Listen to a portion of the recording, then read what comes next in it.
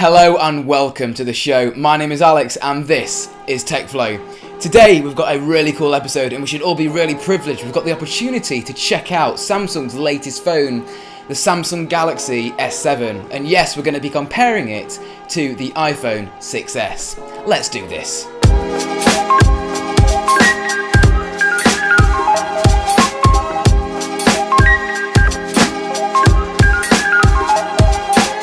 So at the point of making this video, the Samsung Galaxy S7 isn't available to the general public just yet, which is why this is a really special video for us to make. We've got the privilege of checking it out.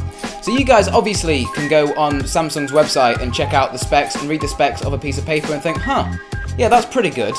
But that's not what we're going to do on this video. We're not going to read you the specs. We don't care about the specs. We want to compare it to the current leading standard industry phone, the iPhone 6s, and show you guys the differences, and you can decide yourself. I think that's going to be a good video moral. You guys decide yourself. We're not going to tell you. You can actually decide. Let's do this. First off, we've got the general feel or the hold of each device. Now, you guys can check out the devices. We're going to do some juicy B-roll for you to feast your eyes on. You can sort of get a picture of it yourself, but I may as well tell you my personal experiences and what I personally like better. So, both devices have got a metal surrounding edge, which covers the front of the glass screen. So if you are to drop the device, it's technically going to protect the screen a little bit. I mean, these devices are prone obviously to break. They've got glass screens covering the front of them, but what I'm saying is the metal goes around the edge of the phone, which is always a plus for protecting your device. Now personally, I like the feel of both devices, but the thing that surprised me the most is I like the feel of the Galaxy S6 more than the S7.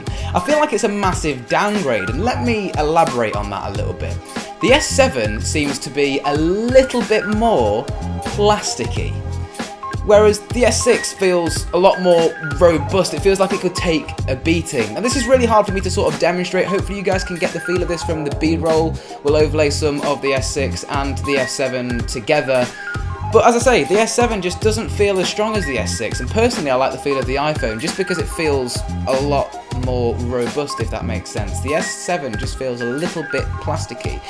That's not me saying that it's a horrible phone to feel. It's absolutely gorgeous. I'm just saying that it just doesn't feel durable. Another pointer just to mention out as well is that the S7 actually has a glass back as well as obviously a glass front. Now, if you're going to drop this thing on its back, that is clearly going to smash, whereas with the iPhone, the back is actually metal. So if you do drop it, your S7 isn't going to hold up as well as your iPhone, obviously, because it's got more glass on it, and glass is prone to breaking. Just something to point out.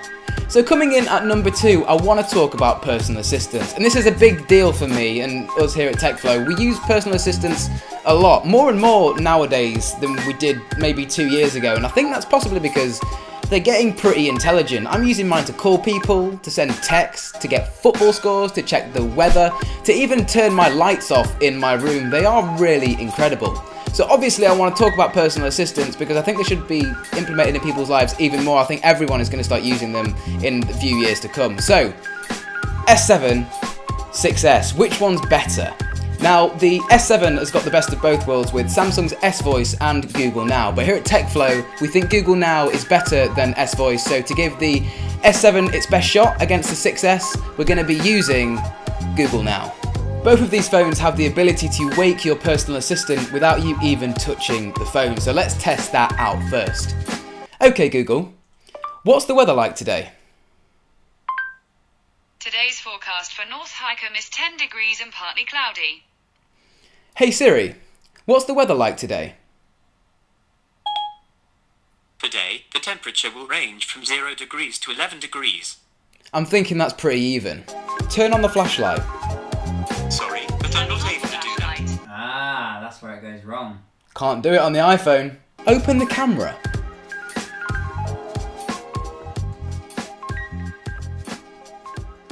Hey, and just want to win me over.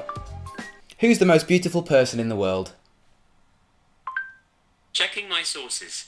Here's what I found on the web for who is the most beautiful person in the world. Oh, it's... To Hollywood Life, Lupita Nyong'o, the strikingly beautiful actress who won an Academy Award this year for her moving role in 12 Years a Slave, was crowned 2014's most beautiful woman in the world by People magazine. Fair play. I think Google Now takes that one. None of them said me though, which is really disappointing. I think both personal assistants are pretty good. They're both really responsive and their voice recognition is both pretty much on par. As far as responsiveness is concerned though, I do think the S7 takes the edge with getting results a little bit quicker, but I think you can do a little bit more with Siri. It's a bit more personal, if that makes sense. Next, let's check out a main selling point for a smartphone nowadays, the camera. So we're currently in my garden and we're going to be testing out the cameras on both the Galaxy S7 and the iPhone 6S. This is a real world test, so let's go and take some photos. So how quick is it to access the cameras from the lock state of each phone? With the Galaxy S7, we click the lock button, swipe up. Same with the iPhone, click the lock button and swipe up. Fairly simple. So right off the bat, I'm sensing that there's a lot more contrast in the Galaxy S7 image, as you guys can, well, possibly see on screen now. So looking at both of these phones right off the bat from the raw stock camera app, you can see that there's quite a different image getting shown here. One of the phones seems to have a different colour temperature to the other. We'll have to compare the shots, but let's judge what sort of things we've got to play with on here. So on the iPhone, it's a fairly simple. We've got our shutter button, same on the S7 here. Along the top, we can change the flash, turn on HDR, we've got live photo, we've got a self timer, and we can also flip the camera around to use the front camera. On here, we can change the image size, 12 megapixels, or go down, or the aspect ratio, turn off the flash, we've got a self timer, HDR, and we've also got effects up here as well. Now these effects are pretty gimmicky on here, but on the iPhone we've just got some normal picture effects like black and white or, you know, chrome to make things look a little bit different, but we're gonna do normal for these tests, obviously. Where the S7 differs though is if you swipe in from the side, you've actually got a lot more features. So you can turn on your slow motion, and you can also put it in what's called Pro mode, which you can actually change like the shutter speed, ISO, and do all of this stuff manually, like changing focus, which is absolutely awesome and something the iPhone camera app doesn't offer, but you'd have to get a third-party app to do it. Right, so enough chit chat. Let's go and take some photos, take some video, and take some slow motion, and you guys can compare it. It's your guys' call, not ours. Let's do this. Let us know in the comments.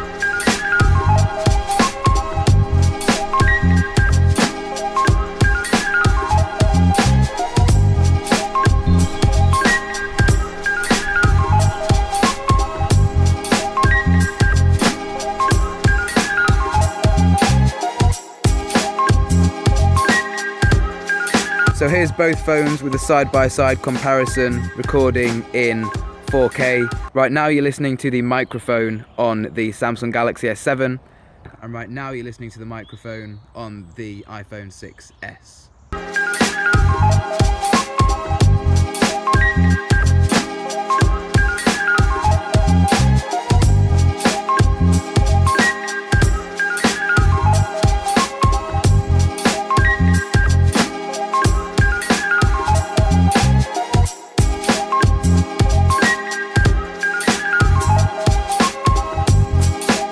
So what's the point in all these awesome features if your battery life sucks and you can only do it for 10 minutes? Now, with the iPhone, we've got a fairly standard battery life. You can just about get through a day with it from average use. It's also got a really cool feature called Battery Saver. So has the S7, but the main selling point of this phone is its awesome battery life. And yes, here at TechFlow we can confirm that the battery life is pretty stellar on this. Better than this, let me tell you that. Possibly not the 6 Plus, but definitely the 6S. News just in, I've literally just right this second found out this phone, the S7, has a feature called Ultra Power Saving Mode, and apparently it is pretty ultra. Haven't tested it out myself yet, but apparently 4% will last you all day, and pretty much you get like 6 or 7 options on the screen, from like sending emails to text, and that's all you can pretty much do on it. But if you're in that situation where you really need to squeeze your battery, this phone can do it. It's got your back, which is always good. So most people take a phone out on a contract, usually for 2 years. And if you break your phone in those 2 years, which is very likely because 2 years is a long ass time, you want it to be durable. Which one of these phones is the most durable? Let's find out. Disclaimer, we're not going to drop these phones because that would just be stupid. So, as you can see, both of our phones are pretty dirty and we've had a bit of a mishap. We definitely need to clean these. Oh, there's a pond there. Oh, brilliant. Okay. Here we go. Let's just clean. Actually, I don't think we're going to be putting this bad boy in the water. Yes, the S7 can be fully submerged and cleaned off in water. How awesome is that? And there she is. You're not doing that with this bad boy. Let's whack out the microfiber cleaning cloth. So both phones have a metal wrap around bezel that protects the screen from drops. So if you're going to drop these things, you should hopefully be alright as far as the screen crack goes. But this thing is waterproof. It can be submerged down to 1 meter for up to 30 minutes. Now I know there's loads of reports on the internet that say, yeah, you can submerge the iPhone, you can put it in water and it's absolutely fine for a good 15 minutes. I know there's tests out there, but it's not, you know, Apple haven't said that it's waterproof. It is waterproof, but Apple haven't said that it's waterproof. No one's going to go and put their phone in the water, and plus it would void the warranty. But it is waterproof-ish, but it was going to void your warranty. This is you could take it in the shower and text. It's mental, crazy. Apple need to step up their game. Now we've just found out that if you do get your phone wet and you go ahead and plug it in to charge, it's actually going to tell you to remove the charger for a short period of time after you've got it wet, and this is a good thing because pretty much what it's doing is it's protecting itself. Water and electricity don't really go, so what the phone is saying is don't plug me into anything like a computer to charge me, because I could technically break or short out your computer or short out your brand new phone, which isn't good. So it does warn you not to plug it in after it's been submerged. So yes, it does know that it's been submerged. It's an intelligent thing, isn't it? Jesus. As far as social interactions concerned, I think the iPhone again takes the crown on this, because you've got things like iMessage and FaceTime built in, whereas this you need third-party apps like Skype and WhatsApp to talk to people. Obviously you've got normal text messaging, but we're talking about what can you actually do on these phones, what feature sets do they have included. Obviously you can get Skype and everything that you can really on this, but this has FaceTime and iMessage and yada yada yada yada, and also FaceTime audio calling, which is really, really cool in my eyes. I love it. Sick. So there you go. That's our video on the S7. We haven't had it in our possession for a very long time, but we just wanted to bring you guys this video before the phone is actually released if you're thinking of getting it.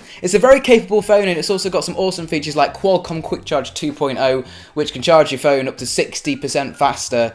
I mean, it looks like it's charging faster. I mean, probably not 60% faster, but it looks like it is charging faster, I'll put it that way. It's also got a heart rate sensor on the back. These are things that the iPhone doesn't have. You have to buy an extra £600 watch to get these sort of features. These are built in on the S7, which is really, really, really cool. You can just check your heart rate by putting your index finger on the back thing like that. So if you're going out for a run and you just want to check your heart rate sensor. Obviously, the S7 is newer than the iPhone 6S. That's obvious. It's only just come out. It's not even out to the public yet. It's on pre-order. So in this review, it clearly looks like I've just favoured the iPhone. But no, this is a full-on unbiased review. Like, this phone's got NFC.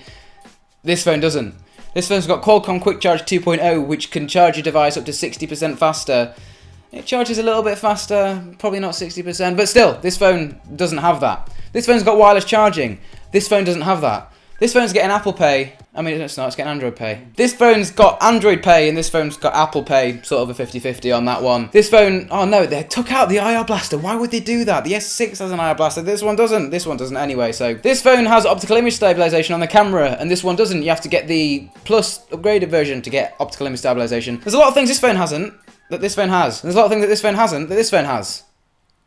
But they're both good phones. It's pretty much what I'm trying to say here at TechFlow. But you guys can make the decision yourself. We wanted to bring you guys this quick review before, not really a review, just sort of like a chit chat about the phones and what we think of them. We've only had it for a few days, and that's what we thought.